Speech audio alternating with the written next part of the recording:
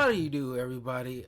I am back with a spur in the moment surprise video because I did not see this. Well, I did not. Well, who hasn't probably saw this coming, but I just didn't expect it to be this soon. But Kathleen Kennedy steps down as head of Lucasfilm, and uh, Dave Filoni has pretty much taken up her spot uh, right now, which makes people very kind of iffy, in of itself. But I'll get to that in a second. But we already heard like rumors because I did like a whole video. A bunch of people did like a whole video about this last year, when rumors leaked that that the studio is planning on letting her go, and of course then she's threw out some info. It's like, oh, that's not really the case, blah blah blah. It's more so out of spite, let's be honest, because she did not find it too thrilling where the masses have pretty much rejoiced at the idea of finally cutting her loose.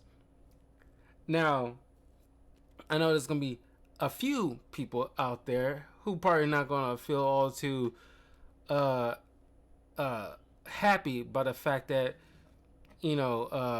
she's stepping down, and probably thought she was a pretty good leader, but it's not that many. And honestly, I think most of those people are either shills or super delusional. But for the rest of us who are sane and got eyeballs, we know that she has, because it's official now. I guess she wanted to like do it on her own terms, so she quelled those rumors last year, but it was turned out to be true. But for all these articles and puff pieces that's been put out with her, it's just zero accountability on her part, failing to acknowledge any wrongdoing beyond like, oh, we, Solo Star Wars story kind of bombed, so that's my only regret. No, that's not a show of humility, okay? And honestly, I think she kind of just like, treated it like a very nothing thing. I could just give them this, and that should be good enough. And by the fact that, oh, it's a guy-led type of film,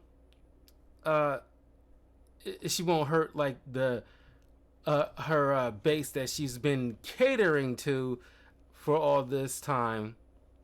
So it won't hurt, as much as she's like stepping down. But I covered it before, but I'll just like briefly, talk about it here. Like, we know that the whole hiring Leslie Headland to direct that awful Acolyte show, a woman who was the personal assistant of Harvey Weinstein, mind you. So it's like, take that information for what you will. But she treated that show like her own personal therapy session, killing off the only decent character she created in that show of Saul, bringing in a bunch of activists, not even just with Leslie, but Kathleen, bringing in mostly like activists on the team. And generally that's why we've been, because it ain't just her, okay? She's pretty much got carte blanche to just get whoever she wants involved, greenlit whatever she wants, ignore the expanded universe as much as she wants. Say what you will about Dave Filoni, but at least there's some level of reverence to the source material where she clearly does not have any, and neither does anybody she brings on. She And matter of fact, Dave Filoni was her boss, and so it's like I don't know why she got. It still boggles the mind how she got pretty much running the show when he should be probably more so saying like, no, this is dumb, and I agree with it. Like he should have looked at something like The Acolyte and it's like, no, this is dumb, doesn't make any sense, canonically wise. But I guess he couldn't say nothing because it probably wouldn't look good.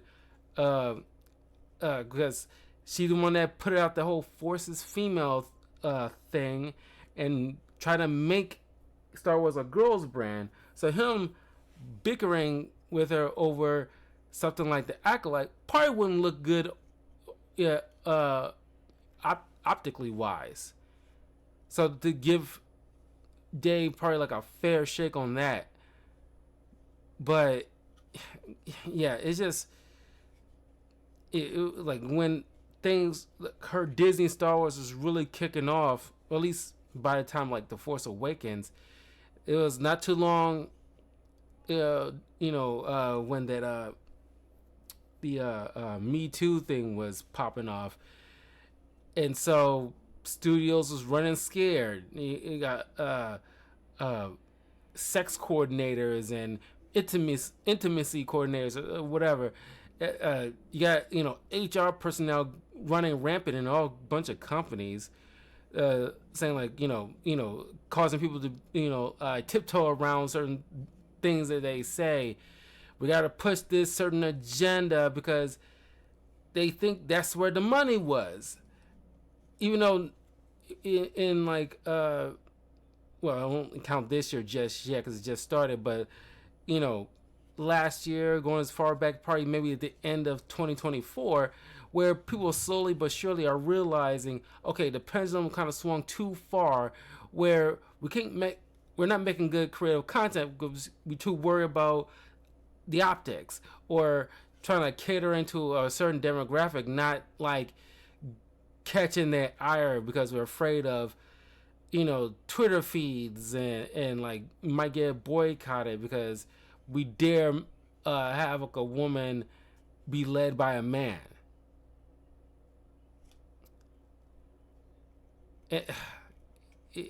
It's just certain choices.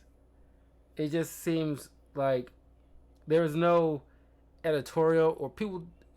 She's surrounded by like yes men and women, or they thems. Some of which got Gina Carano fired, but luckily she was able to fight back thanks to Elon Musk.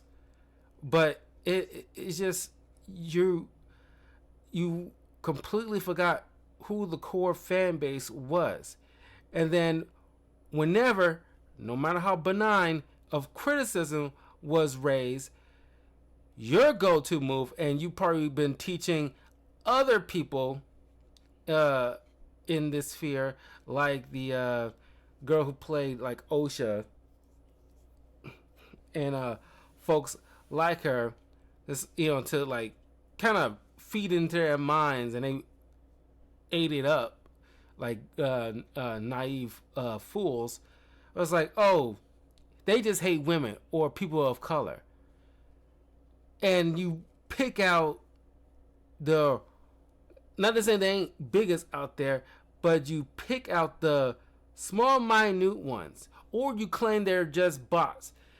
No, you gotta be able to like understand that there are true fans out there of Star Wars who look at the content, and sure, you might see people making certain jokes about certain characters, but that's more so hyperbole and not just, oh, see, he's talking about our skin color, while using context clues or just watching a certain clip and just run with it without saying like, no, watching the whole entire thing and realizing, he's obviously poking fun, but the real serious like issue was like, you made a crappy show, or you put too much emphasis on this demographic. You try to feminize Star Wars pretty much.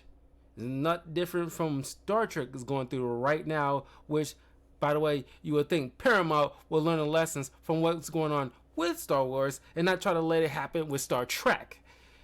But no, studios, are like, not understanding anything about the creative sphere. I get it; they're the businessmen, but at the same time, you gotta like also respect the creative vision, because that's what brings in people to want to see the craft and pay money for it.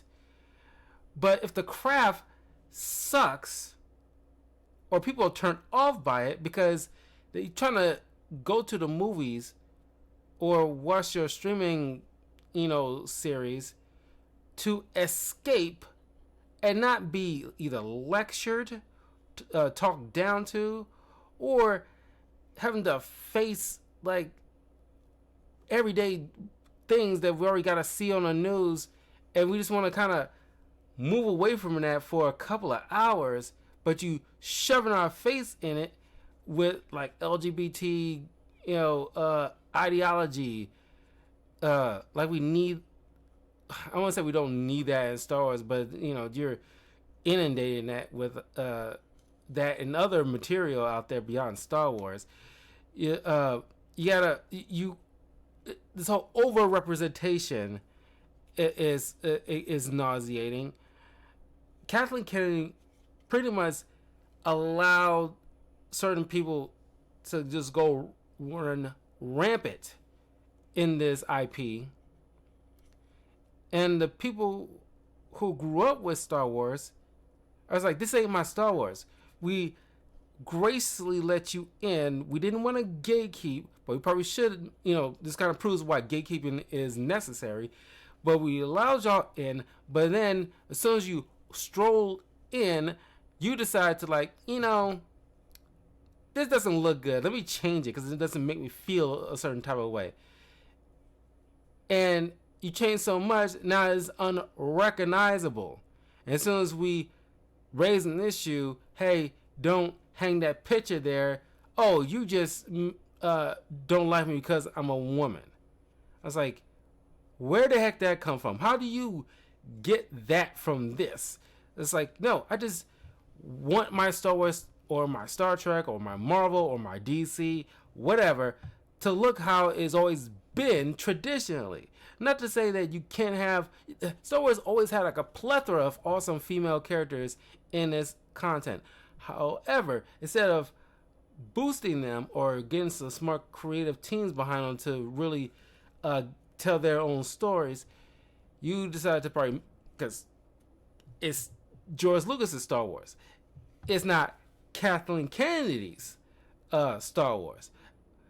I can't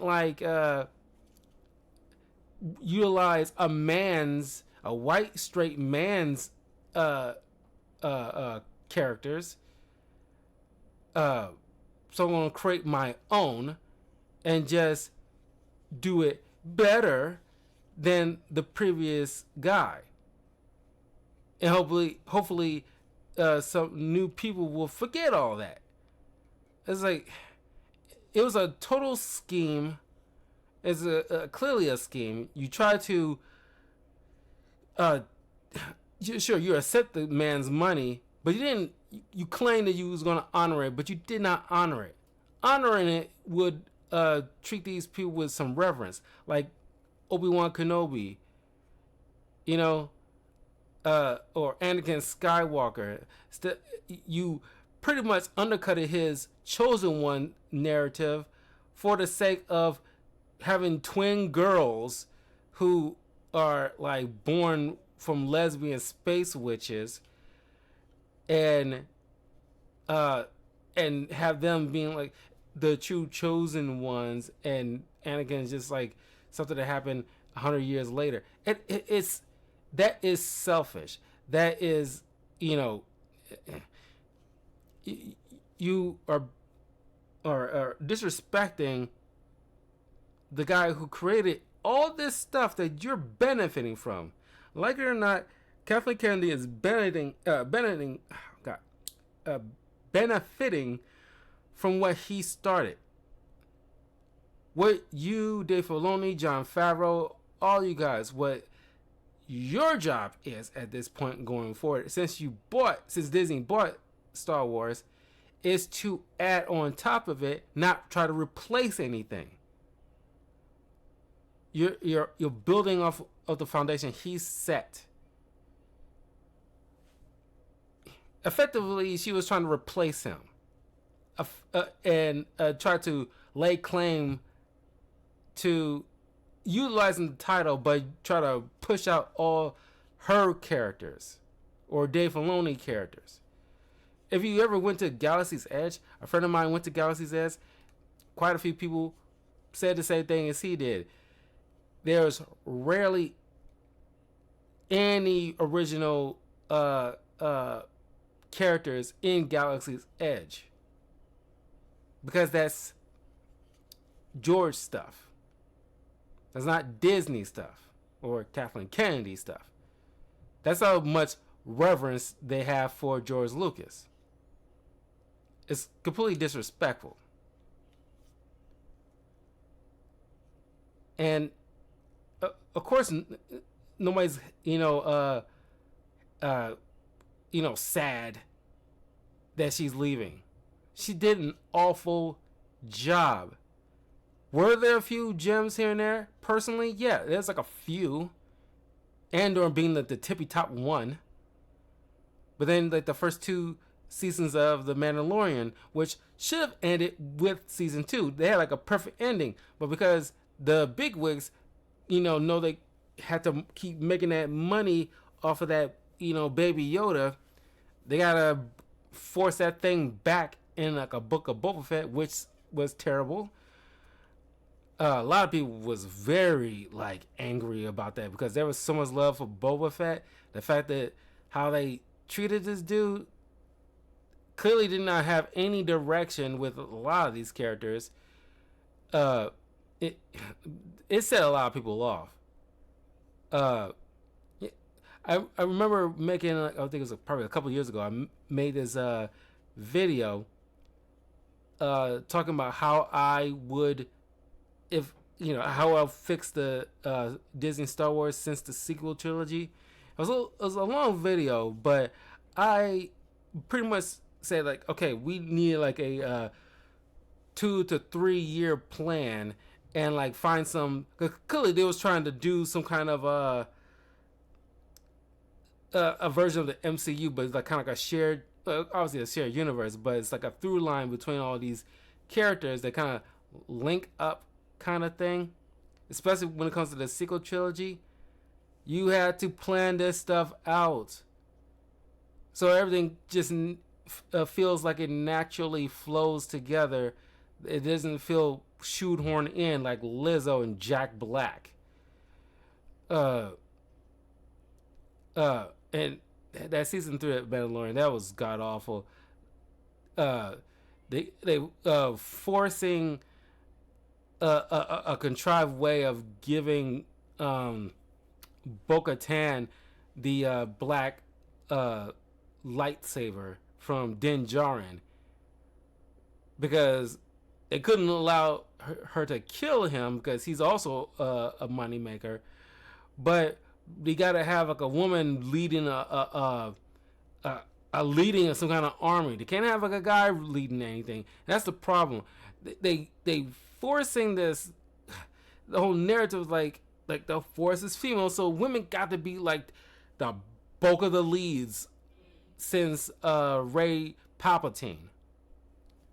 You got her and Ahsoka and Sabine. Bo-Katan. This is like a pattern. Osha and May. Even in the Kenobi series, we got like that Jedi. The Sith sister lady, and then little baby Leia.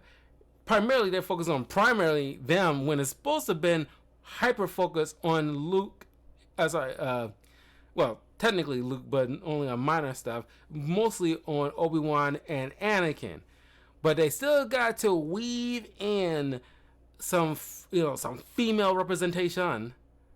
So they gotta spend the bulk of their time with Leia, which isn't her freaking thing. And then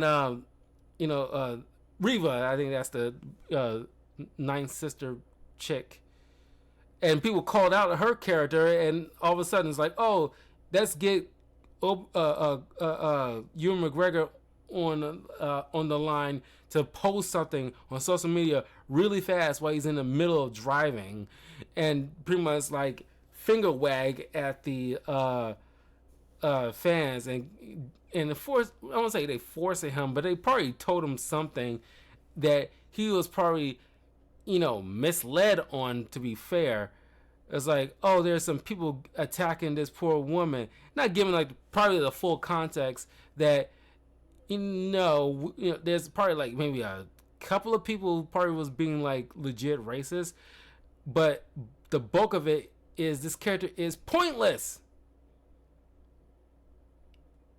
This isn't about her, nor is it about Leia. You sold us on a rematch between Obi-Wan and Darth Vader, and you semi-failed with it.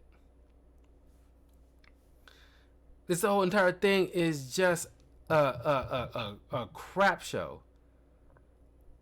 I thought Skeleton Crew was pretty decent, but even then, they was trying to get these shields out there to, get ahead of it. And it's like, oh, please don't, say anything about the children, because I will fight you. You ain't, half of you can't even get up, noodly little arms to actually legit fight anybody. Stop it, trying to act tough. Secondly, nobody was gonna go after those kids. Thirdly, this one was directed by John Watts. I'm pretty sure that's the one who directed the Spider-Man films. That actually had respect for the source material, and thank God has more. Him and like the showrunner for Andor had like room to do their own thing without too much interference. So those things were actually pretty solid. But that's the thing. We get people involved. They usually try to get people that don't have that same level of cachet as like on the level of like Christopher Nolan or something like that, because they can't push them around. The showrunner for Andor and John Watts, they got so much goodwill, they can't push them around.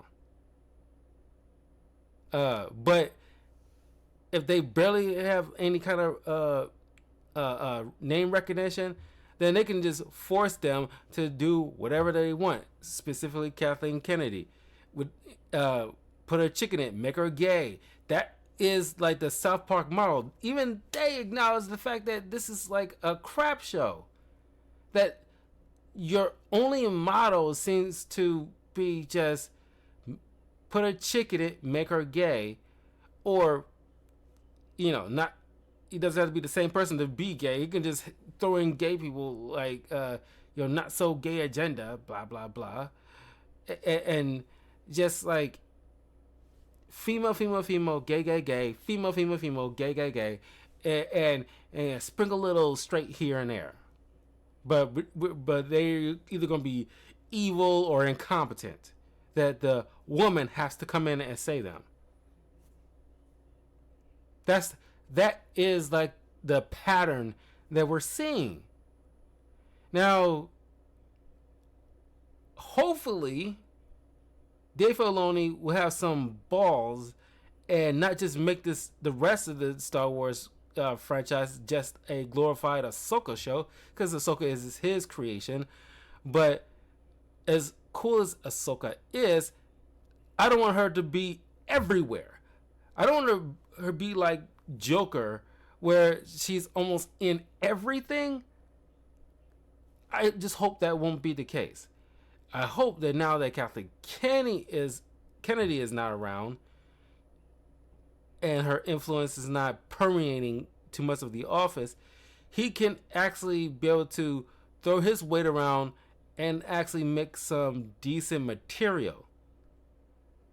Now, we still got like the Mandalorian Grogu movie and the Starfighter Ryan Gosling thing still coming down the pike, but that still have don't get it twisted. They will still probably have a little bit of Kathleen Kennedy's of influence to it. So after the Ryan Gosling film is done, that's when I'm pretty sure we'll start seeing a lot more Dave Filoni influence or whatever, and less of this like woke crap.